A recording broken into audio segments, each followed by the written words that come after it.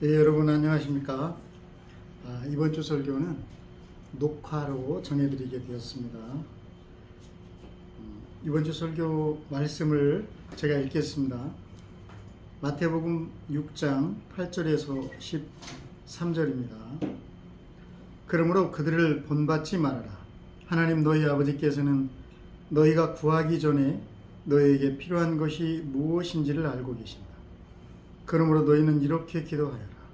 하늘에 계신 우리 아버지, 그 이름을 거룩하게 하여 주시며 그 나라를 오게 하여 주시며 그 뜻을 하늘에서 주심같이 땅에서도 이루어 주십시오. 오늘 우리에게 필요한 양식을 내려주시고 우리가 우리에게 죄 지은 사람을 용서하여 준 것 같이 우리 죄를 용서하여 주시고 우리를 시험에 들지 않게 하시고 악에서 구하여 주십시오. 나라와 권세와 영광은 영원히 아버지의 것입니다. 아멘. 주기도문이죠. 정권이 바뀌었습니다. 새로운 세상이 왔다는 것이 서서히 실감이 나고 있습니다. 최고위 공직자들이 김밥을 먹어가면서 마라톤 회의를 하는 모습을 보며 지난 3년이 주마등처럼 스쳐갑니다. 저는 3년 전 대선 기간에 무속과 신천지의 나라를 맡기시렵니까? 라는 현수막을 내걸었습니다. 하지만 0.73% 많은 사람들은 아랑곳하지 않았던 것 같습니다. 그리고 만 3년 만에 그렇게 당선되었던 자는 탄핵을 당했습니다. 하나님은 왜 이스라엘 백성들을 애굽에서 구해 주셨을까요? 그렇게 구원을 받아 나라를 이룬 이스라엘은 왜 망해야 했을까요?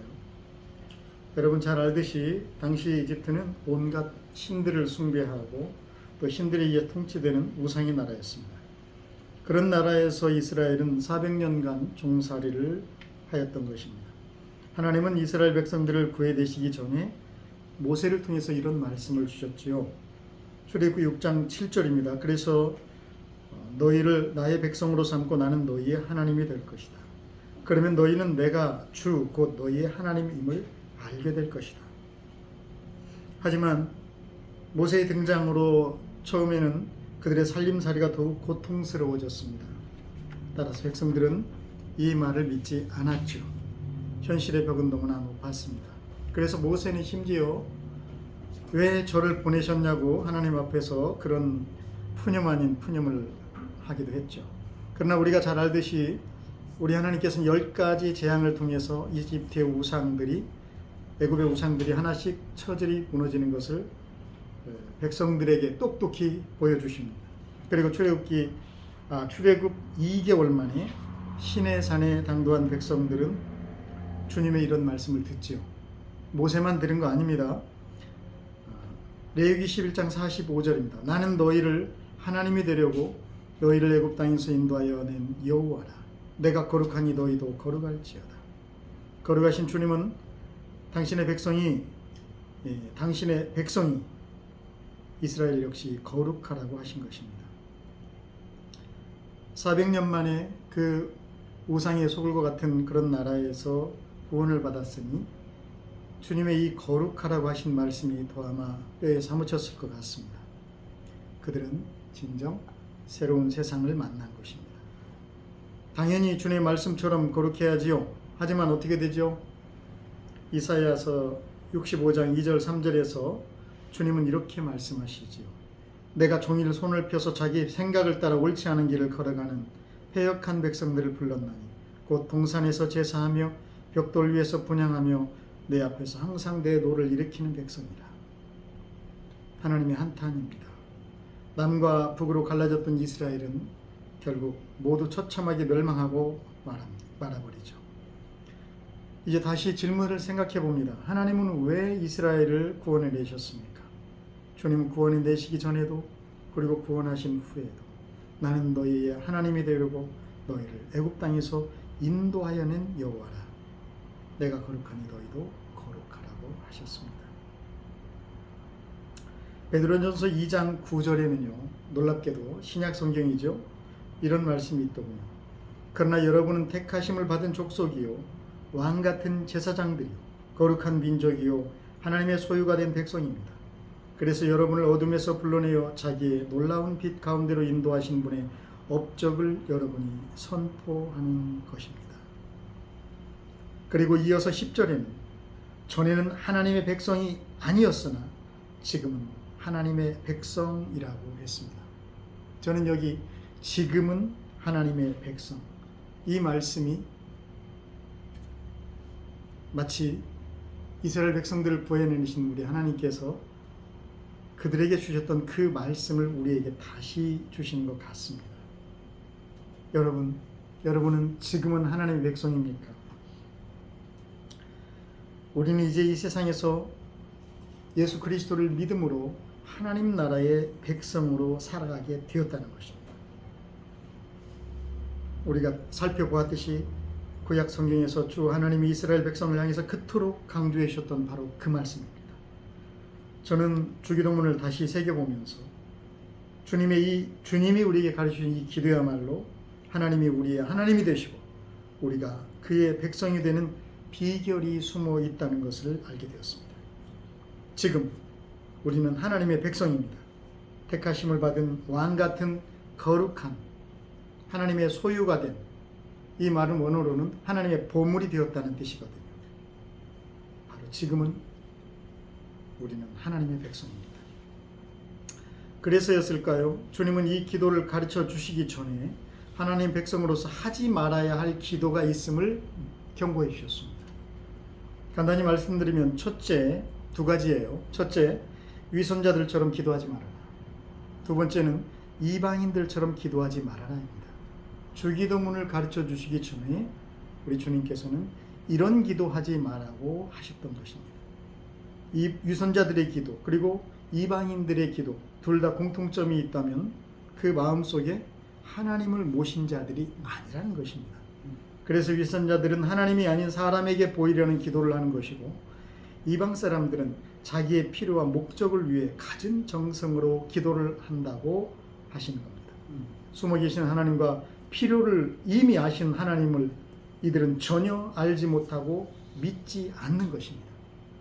그러면 우리는 어떻게 기도해야 합니까? 하나님의 백성답게 기도한다는 것은 무엇입니까? 우리는 우리의 왕이 되시는 우리 하나님은 우리가 기도하기도 전에 필요한 것을 다 아신다고 하셨습니다. 그렇다면 굳이 기도할 필요가 있을까요? 있습니다. 주님이 기도하라고 하셨습니다. 이렇게요. 필요한 것을 다 아시는 분이 굳이 기도하라고 하시는 그 기도, 얼마나 중요한 기도이겠습니까? 그러므로 첫째, 하나님이 우리의 하나님이심을 우리는 기도해야 합니다.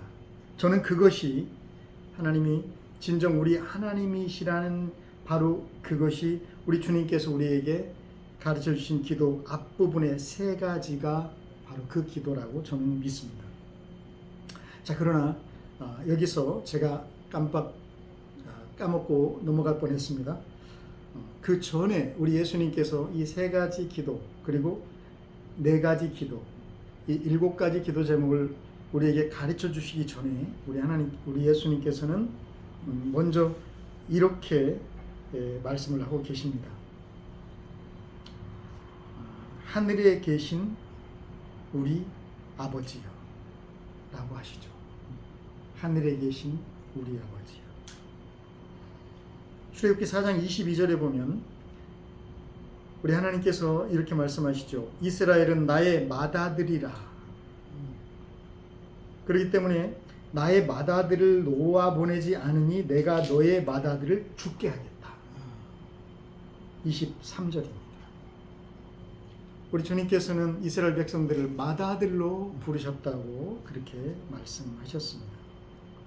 하지만 이스라엘은 그것을 간과한 것 같습니다. 그래서일까요? 우리 주님께서는 이 주기도문을 가르치시면서 하늘에 계신 우리 아버지여라고 우리가 하나님을 아버지라고 부르게 하십니다. 심지어 그냥 아버지가 아니고 아빠 아버지라고 부르게 하십니다. 네, 마가복음 14장 36절에서 예수님께서는 직접 아빠 아버지 겟세마네 동산의 기도입니다. 가장 절박했던 바로 그 순간에 우리 주님께서는 하나님을 실제로 이 아람어가 우리 아빠하고 똑같은 단어거든요. 아빠, 아버지라고 부르시면서 간절히 기도하셨습니다. 또한 로마서 8장 15절에 여러분은 또다시 두려움에 빠뜨리는 종살이의 영을 받은 것이 아니라고 하시면서 자녀로 삼으시는 영을 받았습니다 라고 했습니다. 그래서 우리는 그 영으로 하나님을 아빠, 아버지라고 부릅니다 라고 가르쳐 주십니다. 갈라디아 4장 6절에서도요. 그런데 여러분은 자녀이므로 하나님께서 그 아들의 영을 우리 마음에 보내주셔서 우리가 하나님을 아빠, 아버지라고 부를 수 있게 하셨다고 하셨습니다. 그러므로 여러분, 하나님을 아빠라고 부른다는 것은 성령님께서 여러분과 함께 하시기 때문에 그런 것입니다. 하나님을 아빠라고 우리는 부를 수가 있게 된 사람들이라는 것입니다. 바로 이처럼 친밀한 관계를 생각해야만 그 다음에 하나님이 우리 하나님이시라는 그 사실을 조목조목 짚어주신 이 세 가지 기도가 실감이 나는 것입니다. 자, 세 가지 기도 어떻게 해야 되죠? 우리 주님께서는 그 이름을 거룩하게, 그리고 그 나라를 오게, 그 뜻을 하늘에서 이룬같이 땅에서도 이루어지게 라고 기도하라고 가르치셨습니다. 모두 하나님 아버지를 향한 그런 기도가 맞죠. 그의 이름, 그의 나라, 그의 뜻, 이게 다 이루어지기를 우리가 구하는 거죠. 그렇지만 사실 저는 이 기도를 묵상하면서 바로 이 기도야말로 진정한 우리 자신을 찾는 기도라는 것을 저는 생각을 해보았습니다. 왜냐하면 우리 하나님께서는 우리를 하나님의 형상을 따라서 지으셨습니다. 여러분, 인류가 범죄하고 나서 하나님을 저버리고 무슨 일이 일어나죠? 하나님의 이름이 그 마음에서 제거됐습니다. 그렇죠? 그리고 하나님의 나라가 그에게 이제 더 이상 없어졌죠. 또 하나님의 뜻이 아니라 자기 자신의 뜻을 이루는 그런 삶을 살게 되었습니다. 이 세상에서는 이제 하나님의 이름도 하나님의 나라도 그리고 하나님의 뜻도 없이 그렇게 인류는 살아가게 된 거죠. 한마디로 말해서 하나님의 형상을 잃어버린 것입니다. 그러므로 이 기도는 진정 살아계신 하나님을 구함과 동시에 진정한 나를 찾는 기도이기도 하다라고 저는 깨닫게 되었습니다. 자, 빨리 진도를 나가겠습니다. 이제 하나님을 향한 세 가지 기도, 그것은 곧 진정으로 우리가 우리 자신을 찾는 그런 기도라고 저는 믿습니다. 하나님이 우리의 하나님이 되심을 우리는 이 기도를 통해서 그렇게 받아들일 수 있게 되는 것이죠. 여러분 안에 하나님의 이름, 하나님의 이름이라는 건 하나님 그분 자신이에요. 살아계신 하나님의 현존입니다. 그래서 하나님의 이름을 거룩하게 여기신다는 건 하나님의 현존을 인정해 드리는 거예요. 그래서 내 안에 하나님이 와 계심을 내가 믿고 인정하는 거죠. 그렇게 되고 그 다음에 하나님의 나라를 우리가 믿는 것이고, 그리고 하나님의 뜻을 내 안에 받아들일 때 우리는 하나님의 형상이 회복되고 진정한 나로 서게 되는 것이다. 이런 기도가 있어야만 하나님을 하나님으로 우리가 인정해드리고 대접해드리는 것이다 라는 것입니다. 자, 이제 두 번째로 우리가 하나님의 백성임을 우리는 기도하라고 주님이 가르쳐 주신 것입니다. 자, 첫 번째는 하나님이 우리의 하나님이신 거고요. 또 우리도 하나님의 백성이 되는 것이죠. 하나님이 백성이 된다는 것은 이렇게 기도해야 되는 것이죠. 자, 그 중에 첫 번째가 오늘 필요한 양식을 구하라고 하셨죠. 그 다음이 죄의 용서에 대한 기도를 가르쳐 주셨습니다. 그리고 세 번째는 시험에 들지 않도록 기도하라고 하셨고, 마지막으로 악에서 구원하기를 기도하라고 하셨습니다. 자, 이것은 우리가 하나님의 백성됨의 기도라고 저는 생각을 하게 됐습니다. 여러분, 돈을 왜 벌려고 합니까? 내일 필요한 양식 때문이죠. 이 말에는 함축적인 의미가 있습니다. 살기는 오늘을 우리는 살면서도 늘 내일을 걱정합니다. 하나님의 백성의 태도가 아니라는 겁니다. 주님은 오늘 필요한 양식을 구하게 하십니다. 왜요? 이 기도는 생각할수록 경이롭습니다. 경이롭습니다. 살기 위해서 양식이 필요함을 아시는 우리 주님이 굳이 구하게 하신 것입니다. 그것은 살아있는 이 순간의 의미를 결코 잊지 말아야 하기 때문입니다. 우리의 하나님이 되시고 하나님이 우리의 하나님 되시고 우리가 그의 백성이 되었다는 것은 아담의 범죄 이후 살기 위해 스스로 양식을 마련해야 했던 그 수고에서의 해방이라는 것입니다. 출애굽한 이스라엘 백성이 양식의 문제를 어떻게 해결하죠? 그들은 매일 아침 하나님이 내려주시는 만나를 가질러 광야로 들러 나갔습니다. 아무도 월급을 많이 받는 것으로 폼잡을 수가 없었습니다. 아무도 양식을 많이 거둔 것으로, 내가 힘이 강해서 양식을 많이 거두고 비축해 놓은 걸로 폼잡을 수가 없었습니다. 많이 가져온 사람은 혹시 적게 거두온 사람에게 나누어 주라는 것입니다. 왜냐하면 어차피 내일엔 또 주실 것이고 가지고 있는 것은 썩어버릴 것이기 때문입니다. 사랑하는 여러분, 오늘의 양식을 주님께 구함으로 우리는 진정한 해방을 경험해야 합니다. 그리고 먹고 사는 것은 주님이 책임져 주시겠다는 바로 그것입니다. 저는 이 기도가 무엇보다 우리의 생업의 현장에서 이루어져야 한다고 믿습니다. 우리의 모든 경제 활동에서 오늘 필요한 양식을 주시는 하나님이 고백되어야 돈으로부터의 진정한 해방을 경험할 수가 있습니다. 오늘 우리 하나님 우리에게 양식을 주시는 것입니다. 죄의 용서 기도는 마치 조건부인 것처럼 보입니다. 주님께서 그런 착각과 오해를 감수하시면서까지도 이렇게 죄의 용서를 기도하게 하시는 것을 깊이 생각해 봐야 됩니다.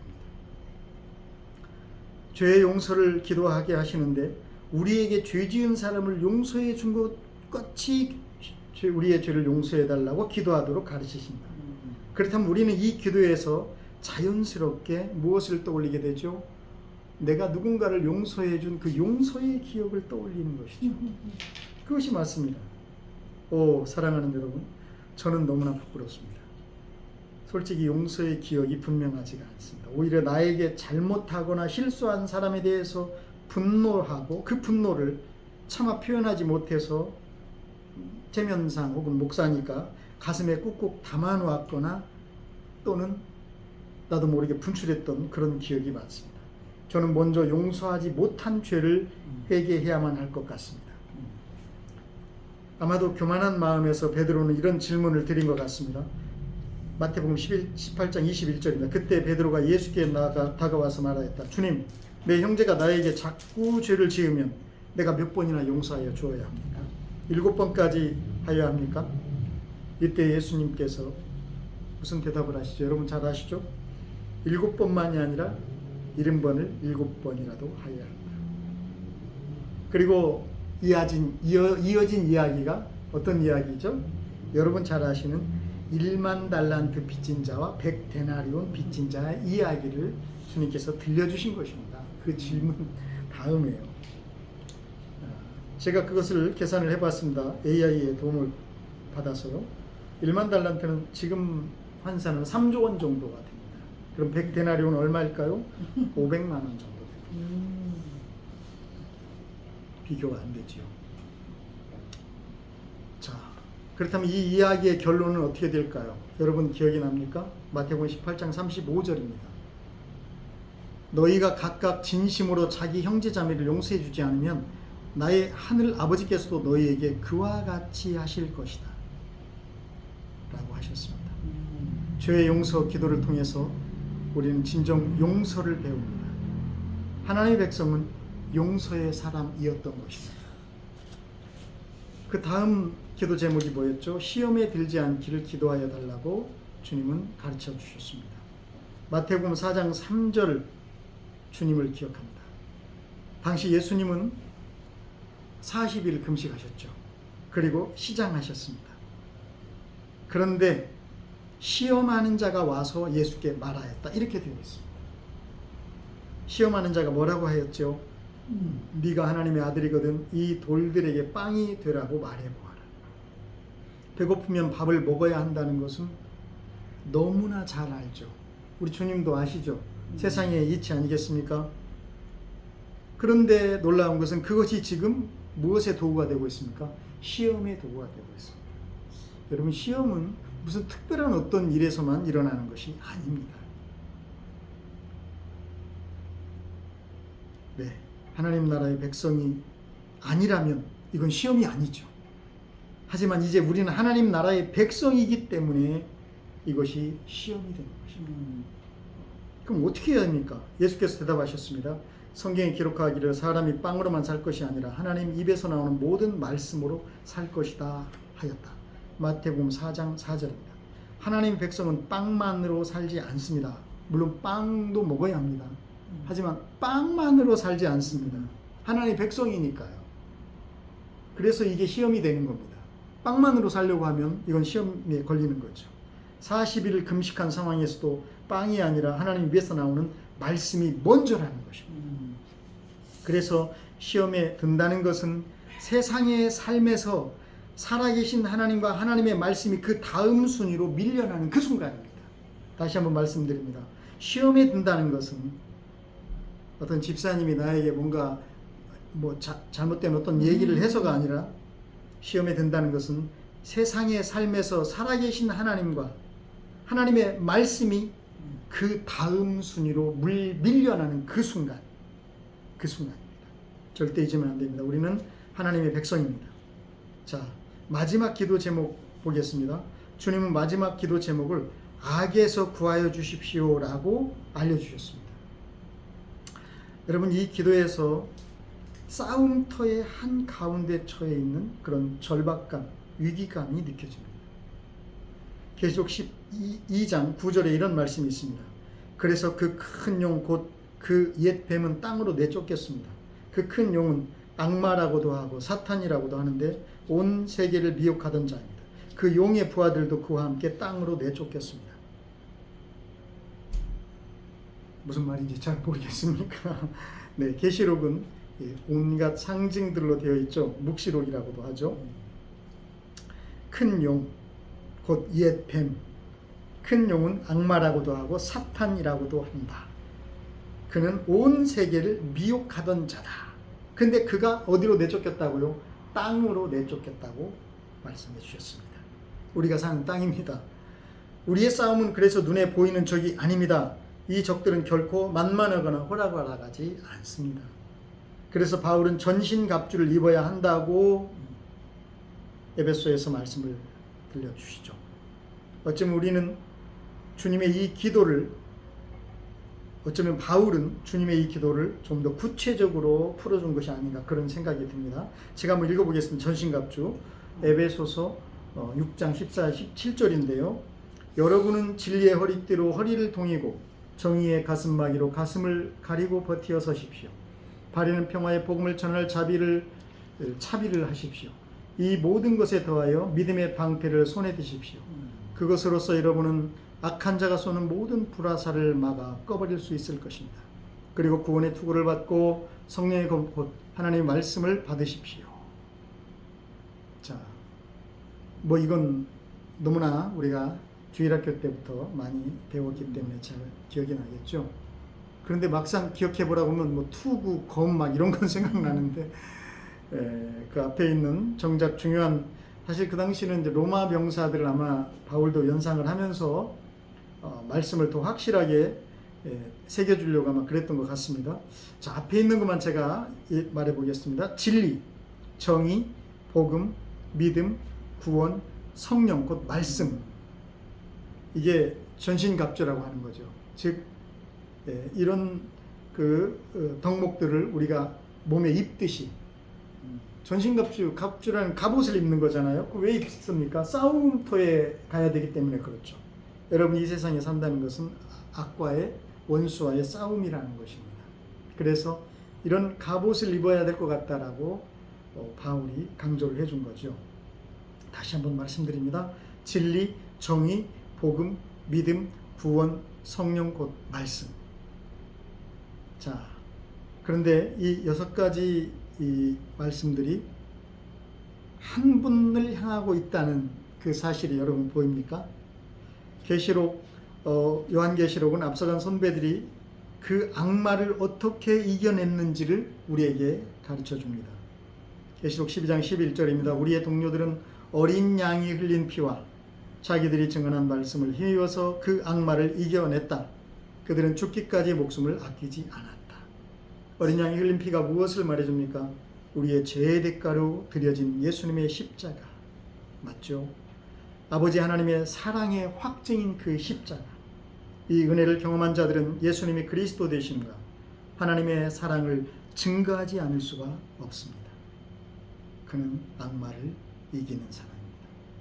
사랑하는 이여, 악에게 지지 말고 선으로 악을 이기십시오. 주님은 실로 경이로운 기도를 가르쳐 주셨습니다. 주기도문은 주문이 아닙니다. 한 구절 한 구절 깊이 묵상하며 주님 앞에서 나아가야 할 기도의 제목들입니다. 그래서 하나님의 사람으로 온전하게 서게 합니다. 하나님 아버지의 자녀답게 살게 합니다. 예수 그리스도의 제자의 길을 뚜벅뚜벅 걸어가게 합니다. 하나님이 우리의 하나님이 되시고 우리가 하나님의 백성으로 사는 바로 그 기도. 온갖 기도와 간구로 언제나 성령 안에서 기도하십시오. 기도하겠습니다. 살아계신 하나님 아버지, 오늘 주님의 기도를 우리가 함께 나누었습니다. 주님께서 위선자의 기도와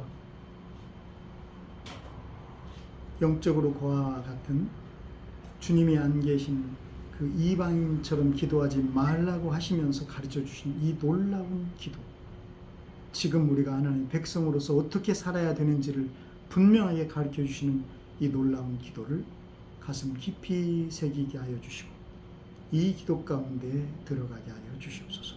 예수 그리스도의 이름으로 기도합니다.